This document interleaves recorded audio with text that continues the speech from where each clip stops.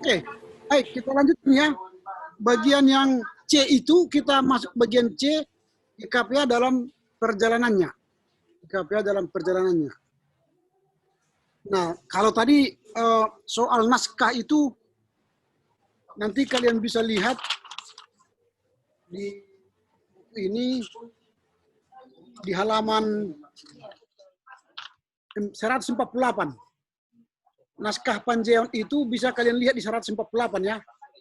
Di sini ada dijelaskan soal naskah itu. Bagaimana naskah Panjeon itu, apa isinya, lihat nanti di sini. Di halaman 148 ada naskah Panjeon sampai halaman 153. Itu ada naskah Panjeon. Dibacalah itu ya, supaya kalau kalian tidak mengerti bahasa Angkolanya, tanyalah Bapak dan Ibu apa artinya itu. Itu kan ada mengingat, memperhatikan, menimbang. Tapi ini bahasa Indonesia, sudah bisa dibaca dengan baik ya. Oke, itu sudah ada naskahnya di situ. Nah, sekarang kita masuk bagian C, GKPA dan perjalanannya. Nah, saya katakan tadi BPP itu yang bekerja dalam rangka mempersiapkan Panjeon itu telah berhasil. 1940 tidak berhasil, lalu 1975 berhasil. 1975, 26 Oktober kita resmi menjadi gereja yang mandiri. Itulah tanggal kelahiran kita sebagai gereja mandiri. Padahal saya katakan tadi dari 3 syarat menentukan gereja lahirnya, GKPA tidak memilih salah satu dari itu. Datangnya penginjil, baptisan, atau rapat pertama tidak merupakan bagian dari sini, tanggal lahir pendeta. Tanggal lahir GKPA. Kalau kita pilih dari masuknya penginjil ke Tanah Batak, maka kita lebih tua dari HKBP. Tanggal baptisannya pun kita lebih tua dari HKBP. Tapi itu masa lalu lah, itu nanti kita perbaiki sejarah GKPA. Mudah-mudahan kalian nanti bisa tergerak hatinya menulis sejarah GKPA yang komprehensif ya. Tapi sekarang kita lihat lagi GKPA sekarang. Nah, GKPA sekarang setelah Manjai 1975 tidak serta-merta langsung mengalami pertumbuhan yang baik. Tidak. Secara ekonomi kita mengalami kesulitan, secara SDM kita mengalami kesulitan, secara pertumbuhan gereja di kota, di desa mengalami kesulitan, karena banyak gereja yang tidak disetujui. Sudah ada HKBPA tidak disetujui, ada jemaat yang tidak mau setuju. Misalnya HKBPA Sepirok, itu tidak semua jemaat HKBPA Sepirok mau jadi GKPA. Maka gedung gereja HKBP itu tidak menjadi milik HKBPA. Nah, itu contoh, ada kesulitan-kesulitan. Di Sidimpuan misalnya, tidak ada gereja resort yang diberikan HKBP kepada kita. Maka mendirikan gereja itu menjadi sebuah kesulitan di masa-masa itu. Tetapi dengan pertumbuhan itu, perjuangan yang sungguh panjang itu, GKPA mengalami pertumbuhan. Walau ada kesulitan-kesulitan. Nah, di halaman 129 ada poin 25, nanti kalian bisa melihat pucuk pimpinan GKPA antar periode. Dimulai siapa ke Eporus pertama, lalu Eporus terakhir. Memang di buku ini sampai periode 2001-2006. 2001-2006. Tapi nanti kita bisa tambah. Bisa kalian catat nanti di situ ya. Kita mulai aja dari bawah dulu. Eporus pertama itu pendeta Melanton Pakpahan. 1975 sampai 1981. Lalu Eporus kedua pendeta JS Harahap. 1981-1986. Lalu ketiga GP Harahap. 1986-1991. Dilanjutkan lagi 1991 sampai 1996. Lalu Eporus yang keempat itu pendeta Bema Tondang 1996-2001, dilanjutkan 2001-2006. Itu yang tertulis di buku ini. Lalu kalian lanjutkan, catat di bawahnya, di sininya, catat di bawahnya ini. Lanjutkan supaya ada data kalian ya. 2006 sampai 2011, 2011 Eporus kita ialah pendeta AL Hutasoi. Baru 2000 sampai 2011 sampai 2016 Pendeta Adolf Bastia Merpau. Pendeta Adolf Bastia Merpau. Lalu 2016 sampai sekarang itu Pendeta Togar Satria Simatupang. Itu Eporus. Nah di Sekjen, nah 1975, 76, ayat 81 itu Pendeta J.S. Haraap. Lalu 1981, 86 itu Pendeta Washington Pospos. Lalu 86, 91 Pendeta Bema Tondang, lalu lanjut 1996 2001 Pendeta Khalid Manurung, lalu 2001 2006 Pendeta SP Merpau, lalu 2006 2011 adalah Pendeta PH Harahap, 2011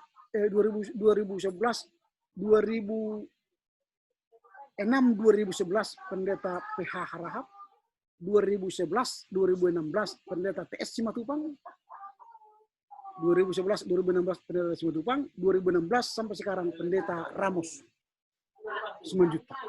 Ramos Simanjuntak. Itu pucuk pimpinan antar periode sampai sekarang ya. Nah di halaman 130 kita melihat pertumbuhan GKPA sejak awal hingga sekarang. Nah seperti saya katakan tadi, GKPA itu pada awalnya 9 pendeta. Sekarang dalam buku ini dibuat 51 sekarang. Kalau sekarang dalam artian tahun penulisan buku ini tahun 2006. Tapi sekarang artinya 2020 pendeta GKPA itu sudah 60 orang. 60. Nah, kalau jemaat tahun 1975 itu ada 25, sekarang di buku itu 166, tapi sekarang 174 jemaat. Nah, kemudian resort dulu 6 resort tahun 75, tahun 2006 itu 26, sekarang 33 resort. 33 resort. Lalu dulu tidak ada distrik, sekarang sudah jadi 4 distrik. Ini yang kita lihat dalam data perkembangan. Lalu catatan, saya katakan dalam perbincangan kita minggu yang lalu bahwa ada unik yang belajar dari GKPA, karena di GKPA ini ada gereja Mennonite yang masuk. Jadi ada gereja Mennonite di Mandailing masuk bergabung di HKBPA, jadi GKPA. Yaitu pada tanggal 27 Maret 1976, gereja Mennonite Mandailing, GMM, bergabung dengan GKPA. Mereka ada 4 jemaat, yaitu Pakantan, Muara Sipongi, Kota Nopan, dan Dolok Ciantan.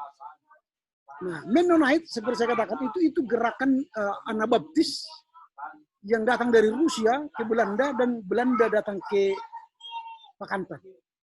Dan mereka mengajarkan baptisan dewasa, bukan baptisan anak.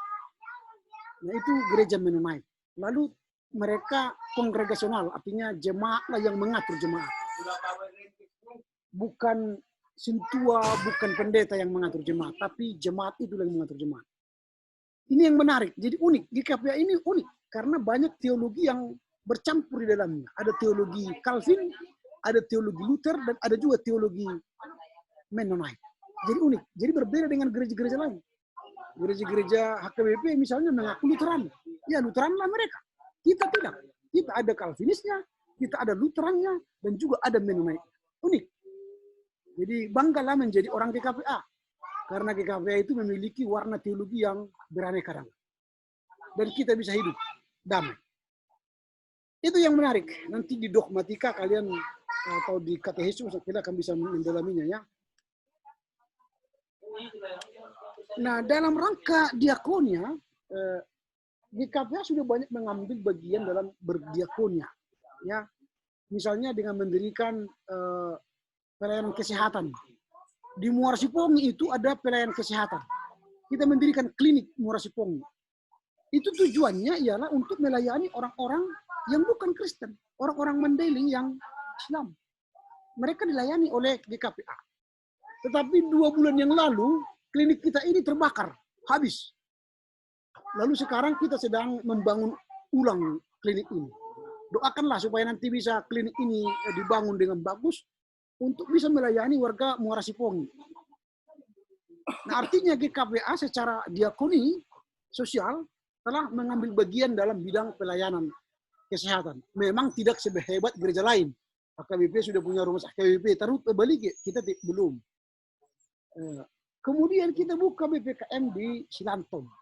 Tapi BPKM ini pun akhirnya tidak berdaya guna, tapi akhirnya BPKM Silantong ini dialih fungsikan menjadi fungsi lain. Artinya GKPA pasang surut. Ya begitu, karena apa? Pertama mungkin karena SDM-nya yang perlu kita tingkatkan. Supaya pelayanan kita secara sosial itu bisa meningkat. Selain itu juga kita membuka panti asuhan Deborah di Silangge. Itu untuk menampung anak-anak warga jemaat yang tidak berkemampuan membesarkan anak mereka. Jadi adalah diakoni kita menolong anak-anak yatim dan piatu di panti asuhan. Ini gerakan-gerakan diakonia kita. Lalu gerakan-gerakan diakonia lain dalam masa COVID ini secara khusus, GKPA memberikan bantuan-bantuan kepada orang-orang yang berdampak COVID. Gitu. Jadi ini contoh diakoni yang GKPA lakukan. Diakoni lain dalam pendidikan, GKPA membuka pendidikan. Ada SLTP Berkat di Aibike. Dulu ada SMA di masyarakat di apa namanya Tanjung, tapi itu sudah tutup karena muridnya tidak ada lagi. Ada SLTP dulu di Sibangumban, SLTP Agave, tapi itu pun tutup karena muridnya tidak ada. Artinya GKPA dalam diakoni pendidikan itu sudah memulai melakukannya, kesaksian-kesaksian melalui pendidikan. Ini yang kita lihat. Lalu ada juga gerakan orang tua asuh. Jadi ada mungkin di desa-desa, dia tidak mau masuk panti asuhan, tapi bersama orang tuanya, tetapi ditolong oleh gereja dengan memberikan orang tua asuh. Ada yang sudah tamat sampai SMA. Gitu ya. Ini gerakan-gerakan sosial yang dilakukan oleh GKPA. Nah, kemudian selain itu, GKPA juga harus memperjuangkan pendidikan teologi untuk melanjutkan gereja, tugas gereja. Maka gereja menyekolahkan mahasiswa-mahasiswa teologi ke beberapa sekolah teologi. Yang direkomendasikan yang pertama ialah ST Abdul Medan. Karena itu kita ikut pendukung di sekolah itu. Nah, kalau ada teman-teman nanti yang mau sekolah teologi, ya datanglah ke ST Abdul Medan. Tapi ada lagi ST lain yang direkomendasikan. Misalnya ST Jakarta, UKDW, UKSW, ada I3 Batu, ada juga ST Tanjung Enim, dan yang lain-lain. Tapi itu lembaga-lembaga teologi. Artinya jemaat kita harus tetap mempersiapkan pengganti para pendeta melalui sekolah-sekolah teologi. Nah, inilah yang kita lihat dalam perkembangan GKPA. Lalu dalam perkembangan GKPA selanjutnya, GKPA harus menata organisasi. Menata organisasi berarti menetapkan tata gereja. Menata gereja, tata gereja. Lalu setelah tata gereja ada tata laksana. Bagaimana menata gereja itu harus ada menata pelaksanaannya. Lalu ada peraturan-peraturan lainnya, misalnya peraturan Ekorus, peraturan majelis pusat, peraturan pendeta, itu ada. Lalu ada hukum-hukum. Itu kemarin kita sudah belajar hukum siasat gereja. Ada dokumen iman, itu konfesi GKPA. Ini bagian dari penataan organisasi. Supaya apa? Gereja itu semakin tertata dengan baik. Nah, ini yang kita lihat. Baru supaya GKPA itu bisa maju, artinya pesat dalam pelayanannya harus menjadi mitra baik dalam dan luar negeri. Mitra kita apa? Dalam negeri itu ada PGI, Persekutuan Gereja-Gereja di Indonesia, ada Persekutuan Gereja-Gereja di Indonesia wilayah Sumatera Utara, ada juga badan kerjasama antar gereja, ada BAMAK, lalu ada badan-badan kerjasama dengan sekolah-sekolah teologi, ada kerjasama dengan mitra luar negeri, misalnya United Evangelical Mission atau Lutheran World Federation. ada lagi LCA, Evangelical Lutheran Church of America, ada LCA, Lutheran Church of Australia. Ada banyak mitra-mitra kita untuk mendukung kesuksesan kesaksian kita, mendukung diakoni kita, mendukung pekabaran ini kita. Nah ini contoh bahwa GKPA melakukan tugas gereja. Tugas itu artinya pertama itu diakonia, baru koinonia, dan marturia. Diakonia berarti melakukan pelayanan sosial, koinonia berarti persekutuan jemaat, marturia artinya kesaksian. Nah itu dilakukan oleh GKPA. Oke, sampai di sini dulu. Ada pertanyaan? Silakan, siapa yang mau bertanya? Sambil minum ya. Ini ada kopi Aceh. Enak. Di Berandan harganya 4.000 katanya. Tapi, wow, nikmat. Saya coba cicipi, nanti kalian bisa cicipi bersama ya. 1 kilo 80. Ah, bagus. Katanya 1 kilo 80.000. Kalau ada yang mau pesan, saya bawa. Dalam doa maksudnya. Ya. Kalau kita bertemu nanti faktual, ya, artinya belajar CD di gereja, boleh bawa kopi. Artinya masing-masing, bukan untukku. Kalau dikasih pun nggak apa-apa.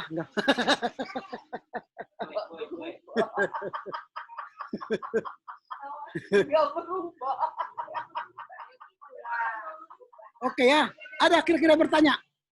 Yang paling kuat tawaknya, tes salah. Mungkin dia paling kuat tadi bertanya. Silakan dulu. Ada bertanya. Sambil seruput kopi ya. Ayo Tessa. Ada pertanyaan? Enggak ada, Mang. Nggak ada ya. Kristi, ada pertanyaan? Enggak ada, Mang. Nggak ada. Deborah. Gak ada Amang. William. Nggak ada, Amang. Nggak ada. Siapa yang bertanya lah? Ah, Jessica lah. Mungkin sudah banyak pertanyaannya ini.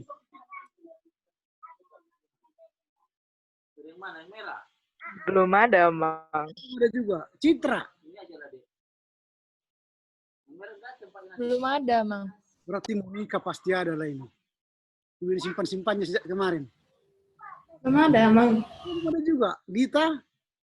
Belum ada juga. Emang.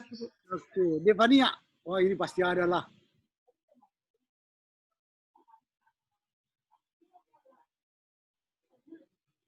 Nggak ada. Belum ada Mang. Oke, baik. Kalau tidak ada, saya pikir pembahasan kita sudah selesai. Minggu depan kita akan bahas soal mengenal denominasi gereja ya. Mengenal denominasi gereja. Ini bicara dogmatika juga, belajar sejarah juga. Tolong dibaca supaya ada pertanyaan. Satu aja lah setiap orangnya.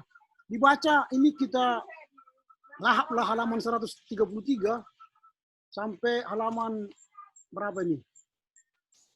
Halaman 140. 140. Kita bahas ya. 133 sampai 140. Oke ya.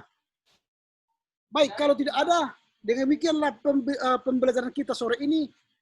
Kiranya sejarah ini menambah wawasan kita untuk melihat ke depan GKPA bagaimana. Lalu bagaimana kita mau ambil bagian di tengah-tengah perjalanan sejarah itu. Jadi pelajar CD sekarang akan mengambil bagian 5 tahun atau 10 tahun yang akan datang di GKPA. Jangan biarkan dirimu di luar GKPA, tapi di dalam GKPA. Supaya menjadi pencatat sejarah GKPA. Ya, bagian dari sejarah dan pelaku sejarah. Oke? Baik, sebelum kita pulang, bukan pulang di rumah masing-masing ya. Sebelum kita menyelesaikan pembelajaran ini, kita berdoa ya. Kita bersatu dalam doa. Terima kasih Bapak, kami bersyukur karena pelajaran sore ini sudah berakhir. Kiranya apa yang telah kami pelajari, boleh kami ingat untuk memproyeksikan tugas kami ke depan. Terpujilah Engkau Bapa dalam Yesus Kristus. Amin. Oke ya, dadah semua. Salam buat Bapak, Mama, tulang, opung, tetangga. Jangan lupa besok ke gereja ya. Ke gereja besok ya. Harus sopan pakaiannya. Walau di rumah harus sopan pakaiannya ya. Oke, Horas. Sore ya, Mang. Terima kasih ya, Mang. Sore ya, Mang. Makasih ya, Mang. Sore ya, Mang. Terima kasih ya, Mang. Makasih ya, Mang. Makasih ya, Mang. Sore ya, Mang. Sore. Iya, sama. Ya, Mang.